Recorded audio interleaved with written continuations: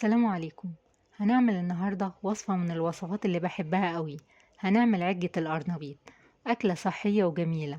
وإذا زهقتوا من الطرق التقليدية لتحضير القرنبيط ونفسكوا في طريقة جديدة وصحية ومختلفة، جربي معانا العجة. نبدأ مع بعض. معايا واحدة قرنبيط كبيرة، وعشان هي كبيرة أنا اشتغلت على نصها بس. قطعت كل مجموعة مع بعض، بفكها بشويش عشان هي حساسة جدا. وازاي اسلقها؟ مية على النار، ولما توصل للغليان ضفت عليها رشة ملح كبيرة، وضفت عليها القرنبيط وسبته يتسلق. بتاخد حوالي من 8 ل 12 دقيقة. في نفس الوقت معايا شبت وبقدونس وكزبرة بقطعهم، وكان فص توم وبصلة. بعد ما اتسلق القرنبيط نشيل الساق بتاعته، ما برميهاش، هفرمها في الكبة وهضيفها للعجة برضو. هرست الزهرة بتاعة القرنبيط بالشوكة. معانا 3 بيضات ضربتهم مع بعض،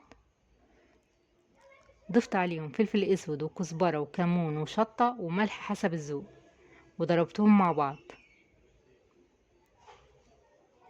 ضفت عليهم معلقتين عصير طماطم ونص كوباية زيت، ونزلت عليهم بالخضار. ومعايا كوباية دقيق ومعلقة كبيرة بيكنج باودر. قلبت الخليط مع بعضه، وزودت عليه كوباية مية، وضفت عليه القرنبيط. بقلبهم مع بعض لحد ما الخليط كله يمتزج ببعضه.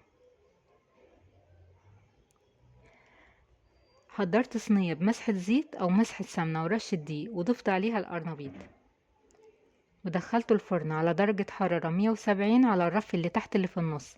بتاخد حوالي من 25 ل 35 دقيقة. واذا ما اخدتش لون قوي نفتح الشواية وتديها تحميرة.